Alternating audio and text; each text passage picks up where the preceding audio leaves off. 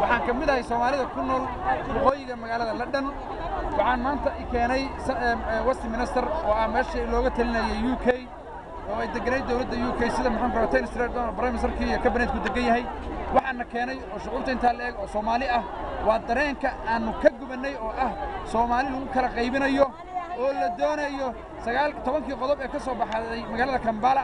ee Masar Mahiga iyo maxaan ku Museveni ay wadeen in Soomaali lagu baabi'iyo dareenkanaga taasaa kicisay ummadda Soomaaliyeed ee shanta qaarad adduunka la joogtana way ka dhidhiyeen mana qaadanayno Mahigana waxaan leenahay hadhaco United Nations waxaan leenahay special envoy Soomaali u fiican u soo dira oo wax u qaban kara ummadda Soomaaliyeed dhibaatadana ka saari kara waana in islaamaya media insha Allah anaga iska saar hay'adii maxay tafartinta fidraysaan كلمة سوديني وتشاري أنا والله maxay tamaam fartinta direysaan idinku هاي قلت اوكي هاي قدوم والله هورينا اوكي adiga ka soo dhawo maxay tafartinta direysaan أنا waxaan u dirayaa Soomaali weyn ha israacdo hamidowdo ciidamada dalka ee kala siinayna lagu gumaysanayay mushaarka waa in anaga ciidamada bixina waana garab taagana واستعاد عالمي هو iyo hore waa la garab taagana insha Allah waana midowna ka baxayna gumaysiga ilaahay idankiisa insha Allah لايف بل والبا adduunka maxay tafartinta direysaan maanta shucuurta meesha isku timaadeen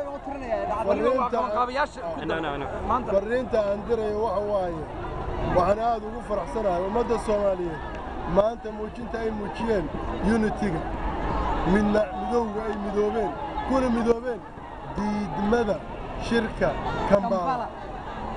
waxaan diyaar u nahay inaan caawinno ummaddeena Soomaaliyeed ciidamada qalabka sida waxaan leenahay ay joojina halgankana halkiina ka sii wada waan idinla daba taaganahay shacabka Muqdisho waxaan leenahay ka Soomaaliyeed ekisbal labaan isku weerayno balana maanta 2000 u dhawaad halka isugu timid warqadan siinay number down street waan u gudbinay oo ku sheegayno waxa aan diidanahay oo ah heshiiska Kampala waa diidanahay